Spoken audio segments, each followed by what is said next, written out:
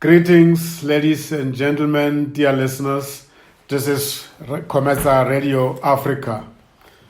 The mind, the journey, the destiny. We apply our mind to the journey that takes us to our destiny. That is our philosophy. We inform and entertain. We develop and educate. We empower and support. We associate and network. That is the idea. We are a business, entrepreneurship, and professional management services 24/7 internet streaming radio station. We broadcast music and talk shows across the world. Our objective is to use the African storytelling and Lekgotla conversation methodology in offering career coaching, education and learning guidance, continuous professional development, enterprise and entrepreneurship development, and connecting supply to demand. Our talk shows aim to affirm and support business professionals and entrepreneurs in their personal and professional journey of bringing difference to the world. These are talk shows that recognize excellence and greatness. Professionals and entrepreneurs are invited as a recognition of the great contribution they are making to humanity. We have a network of associates, members, and stakeholders who know our quality standards and therefore make recommendations to our production team. We are building a solid ecosystem of professionals and entrepreneurs committed to the empowerment of others, collaboration across sectors, sharing of insights and knowledge, building a base for succession and inheritance, and safeguarding the legacies for generations after us. We inherited these legacies from our forefathers and mothers, not to waste them, but to pass them on to generations after us. That is our duty. Welcome to our weekly Coaching 101 conversation. I'm joined by my brother Emmanuel Njang from Francistown in Botswana. Greetings, my brother. How are you doing? Greetings, my brother Sam. I am well. I hope you are well. Thank you for hosting me today. Okay, lovely. Lovely stuff. I want us to talk a little bit about the state of coaching in Africa and what can we do as Africans in growing the coaching market and using coaching to address some of challenges that are pertinent to the continent. How do you feel about such a conversation? Thank you, Mr. Sam. Thank you so much for, like I said, for having me today. It's a huge opportunity for me here, for us to be here today and connecting to everyone like you are doing today in a world that is being disrupted every day, in a world that is filled with several changes every day. Today we're talking the fourth industrial revolution, and it is through those processes that today, or those challenges that today we are here, connected with you here in South Africa, and I'm here in Botswana. And then we need to be grateful for that. And then to jump to your question, the coaching, the nature or the how the coaching profession it is currently in Africa. And in my view, I would like to say coaching is not something that is new actually in our continent. It has been there in our continent for not for a long time, yes, but it's something that has been there. It has been done, but the awareness of it, that was where the problem was. The awareness of coaching, and it's important because if I'm aware of something, now I can realize and understand its importance. Hence, I like to say that coaching, many people are not aware of the coaching profession or the coaching, the body. Why do we need the coaching? Why do we need coaching? And then what can coaching be?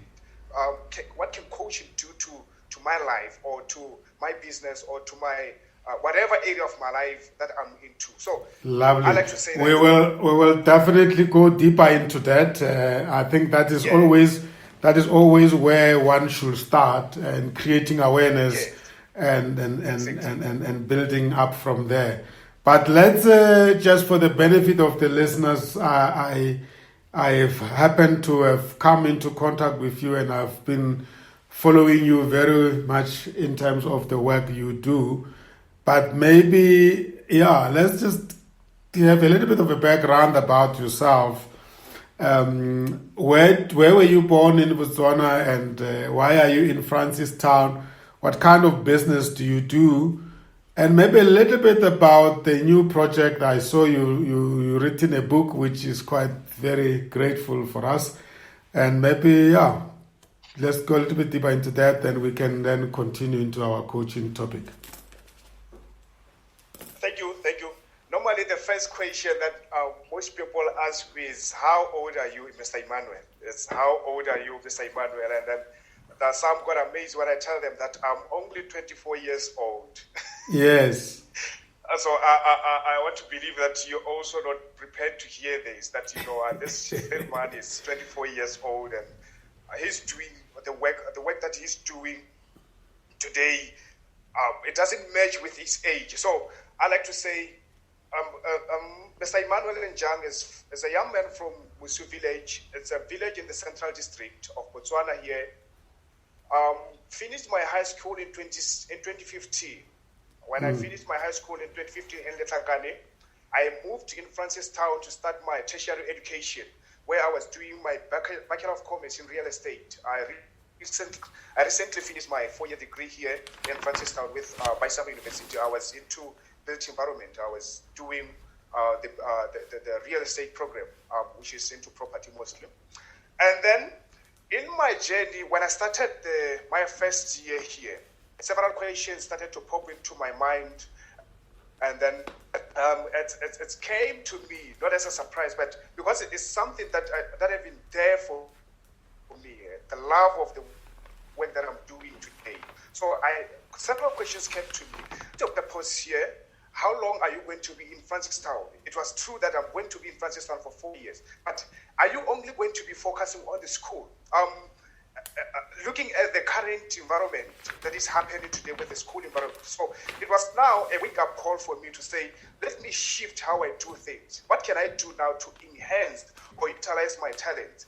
I like to say there's that when I grew up, I grew up where it was the place, it was only in mining areas. So the only profession that we knew we could do, or it was possible for us, it was only, I could work as a mine, in mines.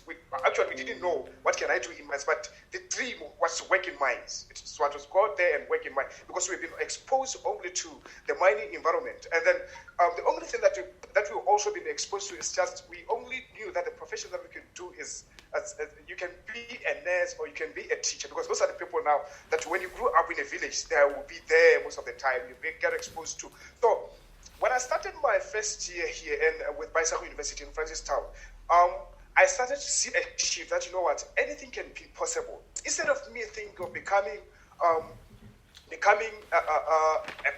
somebody who works in mines, or becoming a nurse, or becoming a teacher, I could be anything. So that was the wake-up call that was the tipping point for me, that I started to realize that we live life of abundance. We can be anything that we can be. So to rush it quickly, in 2017, I founded my leadership company. It's called High Thinkers Global, which is now focusing on leadership and personal development, and then a bit of business strategies there and there. So that has been the work that I've been doing. I started reaching out to schools. I started doing motivational speaking to students in schools here in the Northeast District. So in a year, you could do about 40 schools in a year. And then that was, I did this for free. It was the time where I was building my career into this field that I find myself into. It's not by mistake that I find myself here. It's by intention. It's something that I've been passionate about it. So I worked with young people. I worked with different people from different sectors in schools, in there and there. So at first, I didn't know what I was doing. But the breaking point was just, I did it. Now everything started to take shape when I was going forward with what I was doing. And then, 2018, somebody said to me, your work could be turned into a book. Can't you think about a book of that line? Maybe you could write something, because I've been following work, like Mr. Sima is saying today, that he has been following my work, the work that I've been doing, and that person said to me, you know what, you could write a book. I can see some, that, the work that you're doing can be converted into a book. Then I started to sit down. I didn't know what I was doing, but I did it. I wrote the book, and then 2019, I finished the book, sent it to my publisher.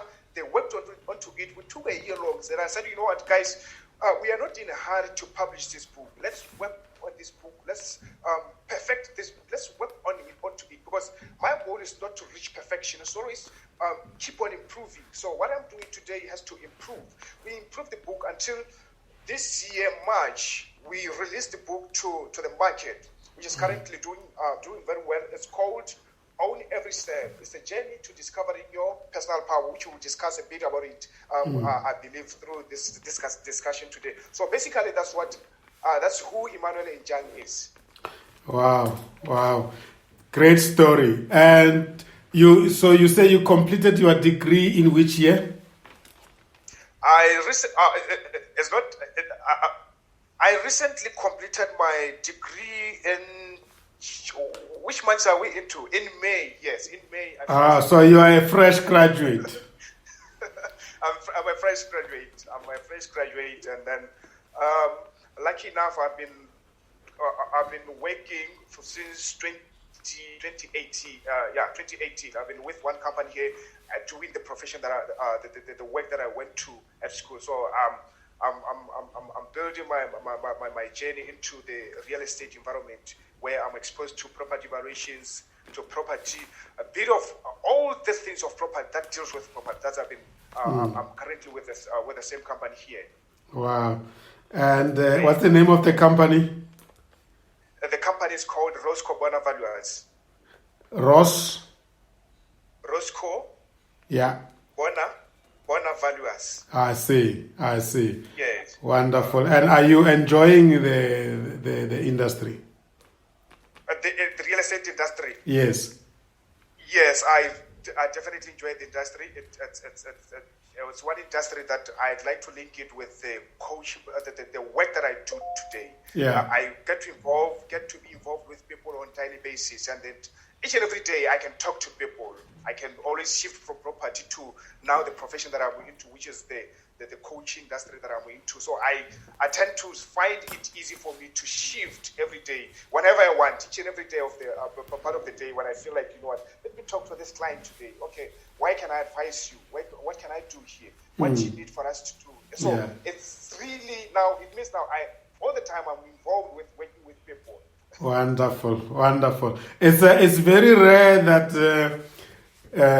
people do what you do parallel. You know, you are studying and then working on a book. The year in which you graduate is the year in which you launch your book. Well done. I think that's commendable. Thank you so much. I also picked up that you had some engagement with lawmakers in the SADC region. Tell us a little bit about that. The SADC, yes. In May, I guess, it was around May or June. If I recall much better, I was selected to represent Botswana on the SADC Youth Forum. It was held in Mozambique on the 12th to the 14th of August of this month. Yes. And in Mozambique, under the theme, it was held under the theme Youth Inclusiveness in Africa, in the SADC region. Yes. So I was selected as a parliamentarian for Botswana as a whole. So the task was to debate on this motion, born into debt, youth future under threat. So we debated onto it with several other young people from the SADC region. So it was really an engaging. It was really an engaging 3-day forum where we got to meet a lot of the SADC head of states, the SADC leaders here. We shared our problems to them, and then we shared also the solutions, not only the problem, the solution that we believe as young people we can we see possible for us. If you know what the SADC region or the SADC member state make sure that they collectively work with young people. They bring young people first before themselves. So that was the whole idea behind the forum on the from the 12th and then to the 14th of August. Yes. How did it happen that you got selected to represent Botswana? There was this application process that it was being done. So from the panel that was selected onto it, it was that they look first in the work that you're doing, mostly in terms of community engagement. What are you doing to the community that you're living into? Remember when I said I've been speaking to the schools, I've been speaking to teachers for free. So that now helped me build a rapport that this person, if he can do this for a long time without expecting to be paid, is somebody whom we can trust. So that now, in terms of community engagement or adding value to somebody, because like I said, like I always say to people, that it doesn't have always to be about you. It has to be what value are you adding to the next person. So the requirement on the application process was to show us the practical work that you're doing whilst developing the community that you're living into. So that helped me now to be selected as part of the 2020 parliamentarians for the SADC youth region. So that was actually the part of the selection criteria. Wonderful. Yeah. And you learned a lot from the forum. Eh?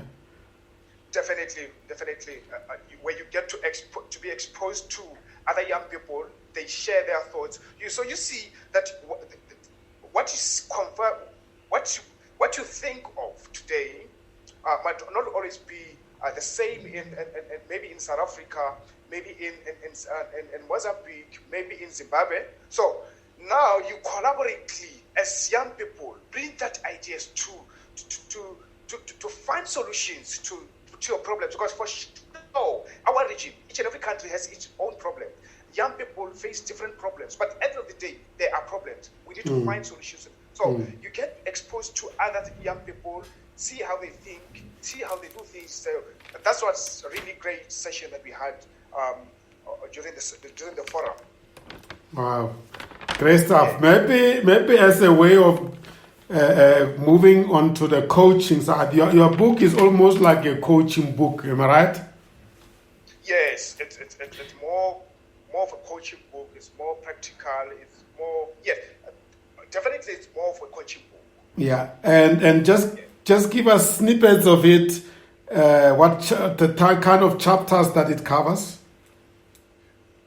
The chapters that it covers. The first chapter is actually. It's called A Journey Down My Life. A Journey Down My Life is where I picked up stories that makes up Emmanuel Njang. From coming from that small village now owning this business on Higher Thinkers Global, graduating with a book. So it's now a journey where I like to say, in every part of your life, there are going to be challenges that you face. So those challenges, they're more like scarce, or they're more like scars. They're always going to be there. So they don't have to demean you. They have to motivate you to say, I've managed to go through this challenge, but here I am today. The cover page, actually, the inspiration of it, I shot this picture in one village in Botswana here. It's called Kawa in the Kalahari district. So I shot my footsteps to say, even though there are weeds, these weeds now to me, I refer to them as problems or challenges. Even there are weeds, they may not take away your footsteps. Yeah. Remember where you come from when you go forward. Those where you come from, at the same time, you don't have to be attached to it. Because sometimes we spend a lot of time we spend a lot of time holding on our past. Sometimes you need to let it go. Your past. It doesn't matter whether it was good, whether it was bad. Now let it go. Focus on building your new you as you go forward. So hence the first chapter is called A Journey Down My Life. And then the second chapter is called When the Dreamer Dreams. When the Dreamer Dreams is all about now dreaming. I say dreaming is part of how we live life. But it is only those who take action towards their dreams who now gets to see or reap the benefit of their dreams. Everyone can dream, but who gets separated from the rest? The one who take action is the one who now gets the reward of their dreams. So it's not always about dreaming. It's always about taking action towards your dreams. So and then as we rush through it, the other chapters include the limitless potential, where I was talking about the abundance potential, where every one of us is being given. So it doesn't matter where you come from. It doesn't matter how old are you. You are unlimited. That was the breaking point where I was saying, I was now shifting from this thought of becoming, can I be a teacher? Because I've been exposed to the environment where I only saw teachers. Can I be a doctor? Can I be a mine surveyor or whatever? Those related things. So I was shifting now from that to now the coaching environment. But, I was writing. In my family, no one was writing. No one even started writing. So I was the first person. So it's just a shift now to say you have to shift from it and then go to the next level. Everything is given to you in abundance, in greatness. So you just have to go there and unleash it yourself. And then, as to say, succeeding in a world of complainers, setting yourself apart is one of the chapters here. Where today, if you look in today, Mr. Tima, I want to believe you are going to agree with me here that we have a large amount or large number of people who are complaining, or we have people who complain about this, but only a few take action. So those are some of the chapters I have in this book here. Wonderful. It's a very inspirational book, and indeed it is very much aligned with the coaching topic that we are talking about. And I guess you will share with the listeners how they get hold of your book, right? At the end. Yes, sir, I will definitely do that. Yeah. Okay, beautiful. We will do that at the end of it. So, yeah, we started talking about, I want us to exchange thoughts here. Not just you alone, but including myself. But I want us to read a pledge that I always start the Coaching 101 sessions with, because I want to acknowledge that nobody is perfect. Coaching is an evolving profession, it's an unregulated profession, and there could be a lot of blind spots, and therefore we want to use this pledge for the people to understand that we are making our best effort to contribute to the development of coaching, but we are by no means not claiming to be knowing it all. You will agree? Yes, sir. Yes. Lovely. Let me read that pledge, and then you and I will just accept it at the end, and then we enter into our conversation. Yes, sir. As coaches, we do not only require technical knowledge to be successful. We must be relevant to the times we find ourselves in. We must have a conviction and commitment to contribute to change in the coaching sector itself. We cannot expect our clients to transform if we ourselves have not transformed in line with the markets our clients operate in. Coaching is always applied in a particular context. either of the client, the sector, or the society. Our countries, like all other countries of the world, are constantly undergoing change. We coaches are the first line of contact in facilitating that change. We cannot pretend that we are not affected by the transformation imperatives around us. We carry huge responsibility in supporting or facilitating change that our clients are expected to effect at their workplaces. That is what they pay us for. We are authentic in relating to and serving our clients. We are true to ourselves and our clients can trust us. Whereas coaching is not regulated, we value the membership of reputable coaching federations, local or international. We believe in being part of a local and global community of coaches, both as individual coaches and coaching enterprises or companies. We commit to adhere to the ethical code of conduct of the coaching federations we belong to. We conduct our coaching practices and operations in a professional manner.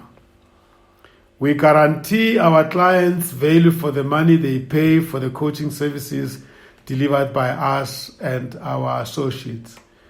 We pledge to engage on our continuous professional development, being in touch with developments in the coaching sector, keeping up with the trends and adjusting our practices for benefit of our clients and other stakeholders. We pledge to put the interest of our clients before all other interests, except in cases where such interests may be against ethical practices or laws of various countries. So I pledge to accept, or I accept the pledge. What do you say, Emmanuel? I accept the pledge from my side. Beautiful, beautiful. Thank you. Yeah.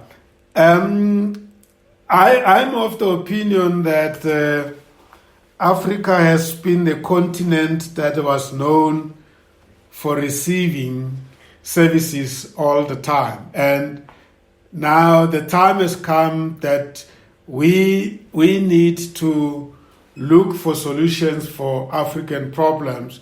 And I would like to believe that coaching, like you have demonstrated with your book, can be used to address the unique challenges of Africa. Maybe let's start with those challenges that the young people are faced with that you are trying to address with your book. What are those challenges? Great, Mr. Sam. Great. We have to acknowledge that coaching is a tool for transformation.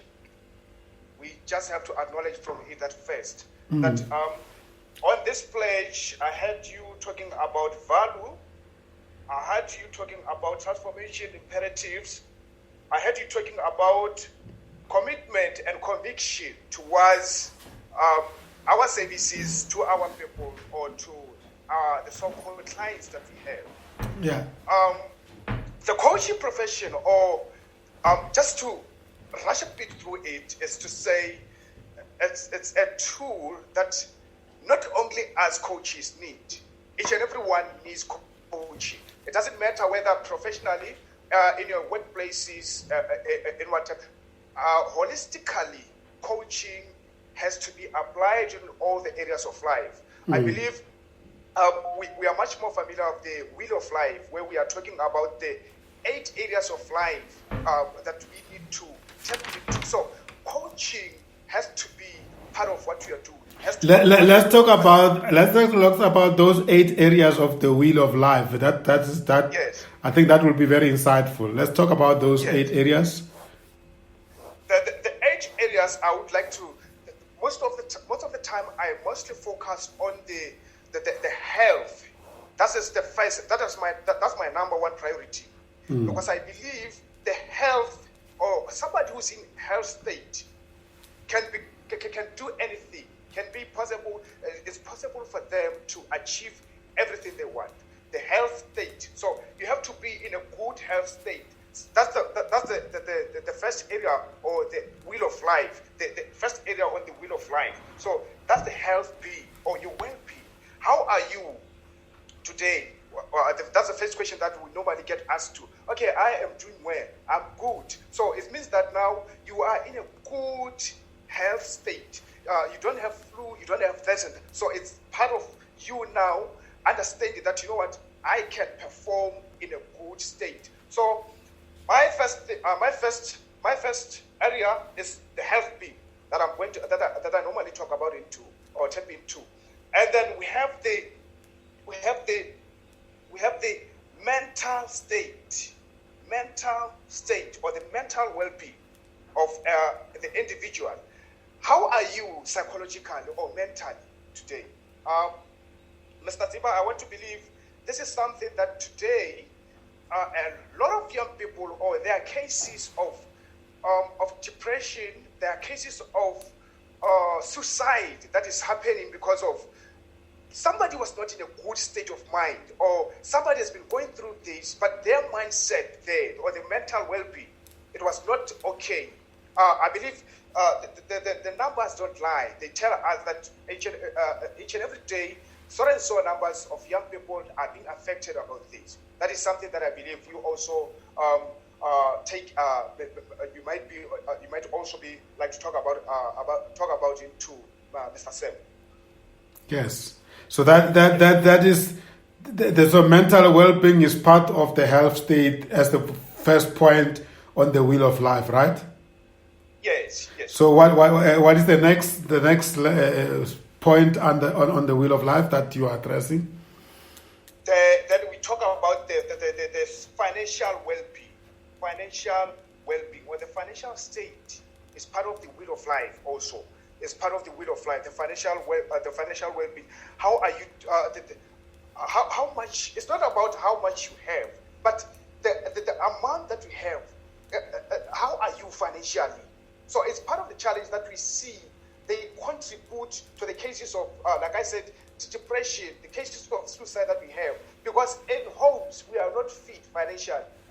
In homes, Mama earns this much, but on a monthly basis, this is how much she brings home. So she cannot afford, he or she cannot afford to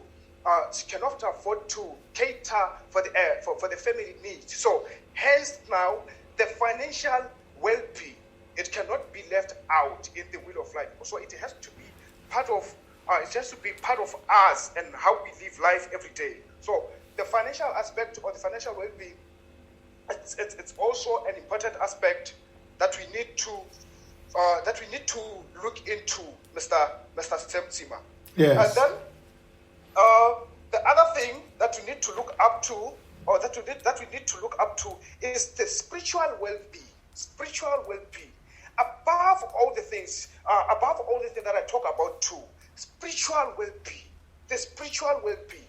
So it's you now centering about what you believe into, and then what the society perceives to be good. So it's the spiritual element. Some like to attach it to maybe the religions that we have. Somebody might be a Christian, somebody a Muslim, somebody somebody might be a Judaist or a Sikh. So where are you spiritually? What do you believe in? But at the end of the day, we have something that we believe into.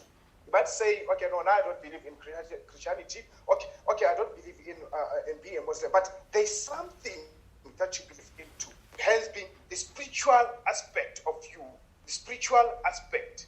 So I believe I'm touching it well, my brother. As yes. You said, yes, this conversation is us now. Yeah, I want us to complete all the 8 of them. So that was the third one. And what's the fourth one? Then we talk about the physical. Okay, the physical actually is talking. We might add into the health aspect, or the healthy being, the healthy being of an individual. Numbers are rising. In my book, I mentioned that in 2018 survey that was carried out here in Botswana, it was said that 40% of individuals are suffering from obesity, or they're suffering from they're suffering from obesity, meaning there's people don't eat well, people don't eat healthy foods, people don't exercise. So the physical well-being of every individual has to be included in how we live life every day. So there are a lot of things that we are eating today that some of them are not beneficial to our body. So you need to take the physical aspect of the physical well-being into consideration as an individual. Somebody who I'm very passionate about healthy eating. Even when you go to Western now, so you find that there are some of the things that I don't eat. Not because I don't like them, it's because I prioritize my health. I know that this thing is not good for me. So for me to reserve, or not, for me to reduce the number of times that I go to the hospital to say, I've been attacked by flu, I'm sick of this, my heart is not pumping well, let me try to eat well. So I make sure that I exercise every morning. At 4, I wake up. 4:30, I do my exercises before I prepare for the day. So it's part of my life now. I do it every day. So the physical well-being has to be included into how we live life here. And then the other thing that we are going to talk about is the family. This is where we come from. Today, they talk about the Tima family. They talk about the Njang family. It's part of us. It's what makes us who we are. So where are we from? Who are we? So okay, we are the Timas. We are the Njangs. It's in the organizations that we are well into. We are the High Thinkers Global family. So you see now, there's a sense of belonging. Where do I come from? So you don't leave behind the family aspect in the wheel of life. So hence now it means now our identity is now based on where we come from. Who are we? So, and then the other thing that the other areas that maybe we could tap into is we talk about the social well-being. Social well-being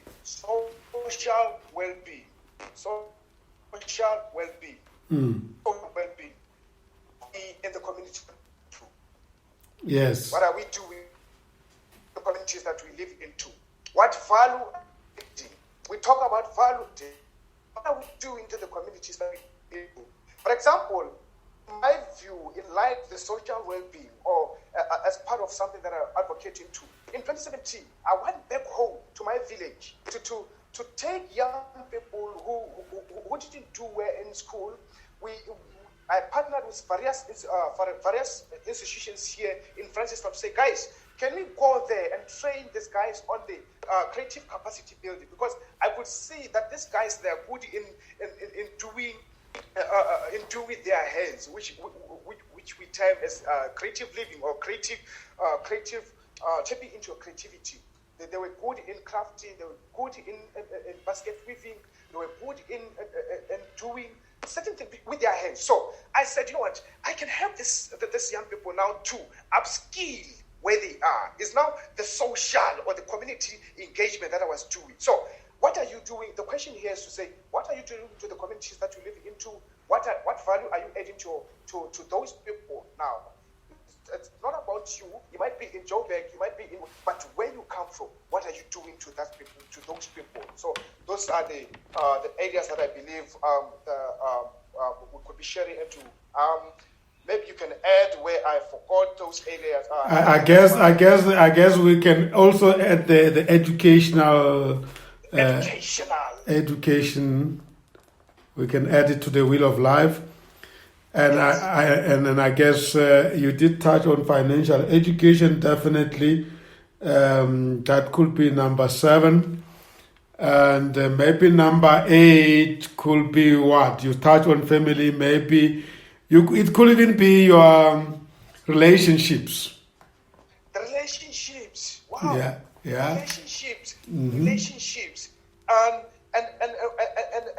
in a relationship, this is what I like to say, a relay.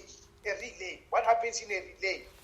It means now I have to run to give Mr. Tima a button. It's a relay. So you don't leave those things behind. This is a very important. It's a very important part on the wheel of life. The relationship. What relationship are you having with yourself? Most of the time, I like to say, before you think about other people, what relationship are you having with yourself? We are in conflict. We are mostly in conflict with ourselves because of what we are facing in today's world. There are challenges that are there. There are problems that we face. But what relationship do you have with yourself? Can you sit down and talk to yourself? Can we have conversations that are igniting with yourself first before you go out? It's now you, and then it's other people.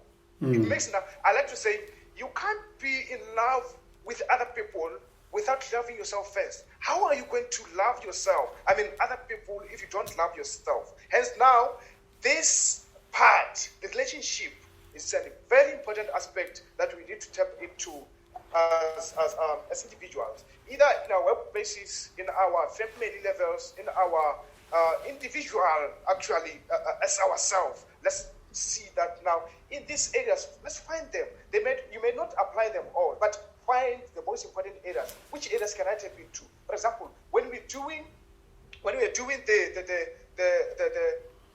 one of our trainings here, we would say, okay, no, can you look into areas that you feel like you don't or you lack into? Which areas do you feel like there's a need for you to improve? Some will say, okay, let me improve on my health being.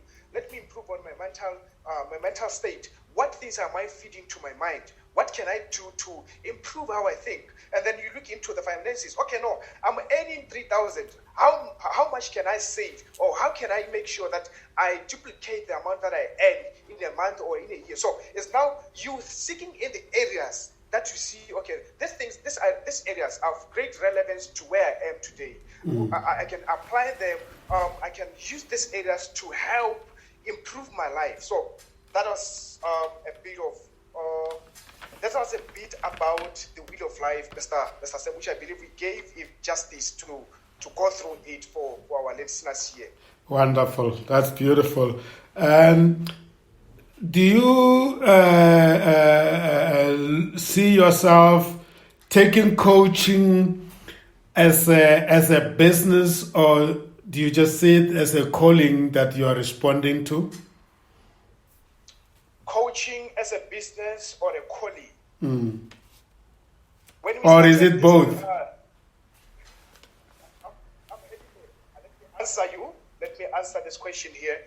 When we started this conversation, I said I've been reaching out to people for the past years, I think for maybe 4 years or 5 years or 6 actually. Okay, it's 6 years. 6 years, been reaching out to people using the tools that I had at that time to reach out to people for free. No one paid me. I would travel maybe for 100 kilometers to certain places, using my pocket money to go talk to this student, to go talk to these teachers, to go talk. So to me, it was something that I really loved. I didn't look at the money aspect of it. I looked at it, what value can I give to these young people when I talk to them? They're writing down from 3s. They're writing down from 5s. Let me go talk to these young people. Let me talk to them. So to me, it was the money aspect. It was now coming after I built a foundation. Okay, yeah. I've been working with these people. Now let me monetize the talents or the gifts that I have. You will agree that the most successful businesses are those that are built on our callings, on our interest, on our passion. Definitely, I'll 100% wake me up at any part of the any time of the day. I would say yes. Most successful businesses that we have, they are built on the calling, on the passion. What are we passionate about it? Sometimes it's not about you looking at the, because the money aspect, I would like to say, is it's just the spicing. It's the spicing of foods. Maybe when you cook food, you spice it up. So it's just something that you do at last. At the end of the day, what have you done? You build the foundation of what you're doing. Now, when you say, okay, no, I'm charging you this amount, 500 pula or 500 rand for this program. Somebody knows that, okay, I've heard about Emmanuel from Mr. Sam Tsiba. How did I? So you see now, because Mr. Sam had value or saw value in the service that I gave him, he can recommend me to the next person. Even when I say, okay, no, I'm charging you 500 pula, somebody comes because they see value. There's this thing that I always say. People don't come to your business because they are doing favor to you. They are coming because they see value to what you're doing. They see that my challenges or my problems can be addressed by this. So let me pay for this service. Let me pay for this. So it's you now shifting. So you now shift now to say, okay, I've been doing this, but now there's a price for you to pay for this.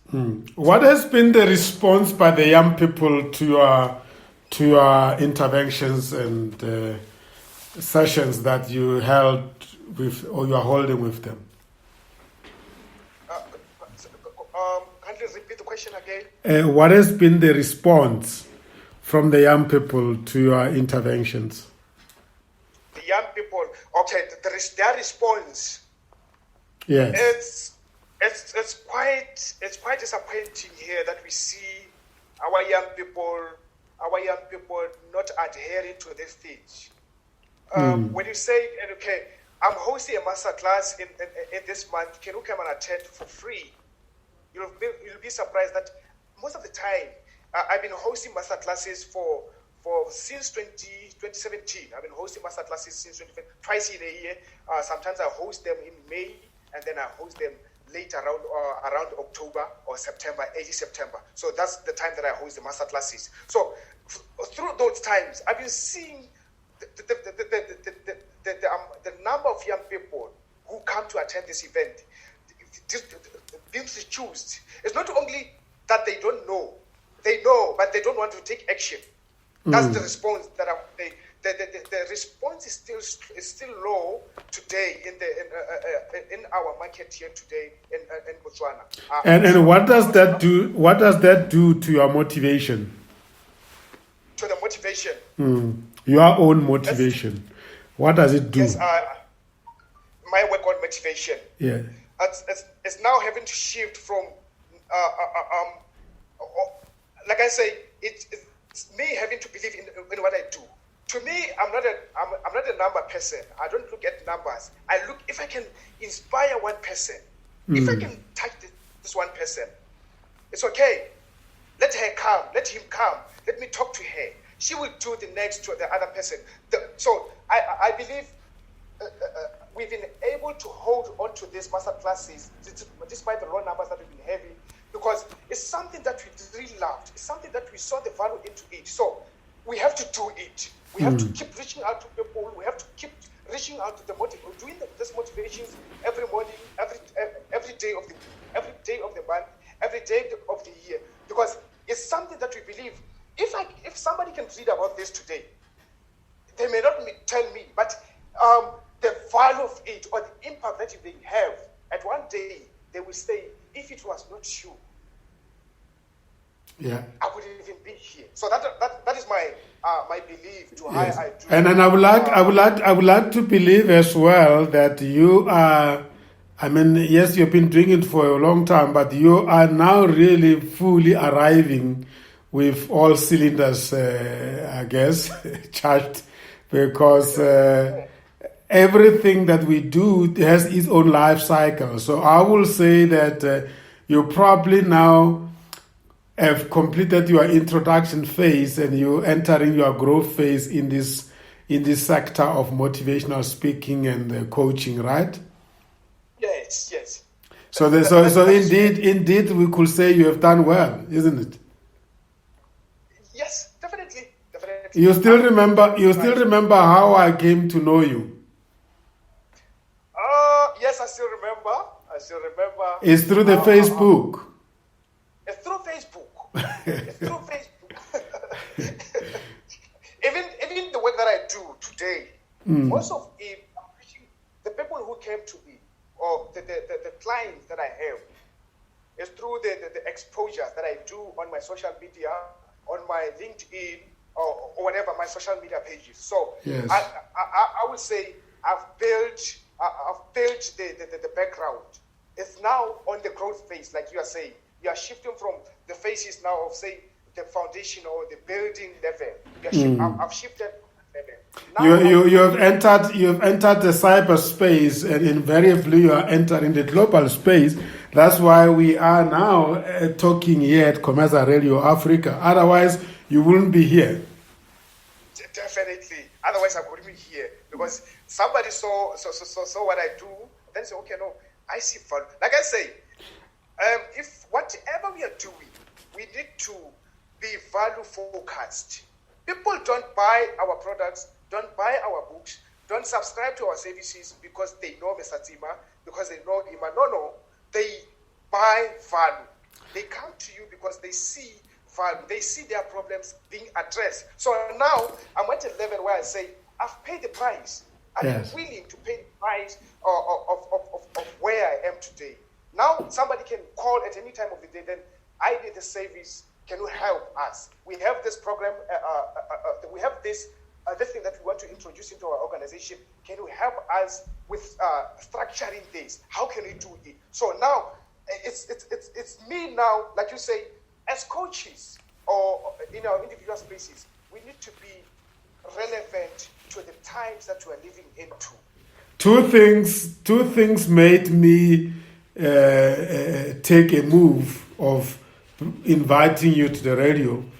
And the one was the participation in the youth forum, because you posted about it on your Facebook page, and then the launching of your book. Those two things made me want to talk to you, and I think that's just feedback to you, and also to support the point you are raising, that people buy value, they don't just buy your name. So, great stuff. So let's hold it there. When we come back, I want us to hone into the aspect of coaching in the continent, and where we're taking your work and my work and the work of other coaches too into the continent, and how should we go about it, right?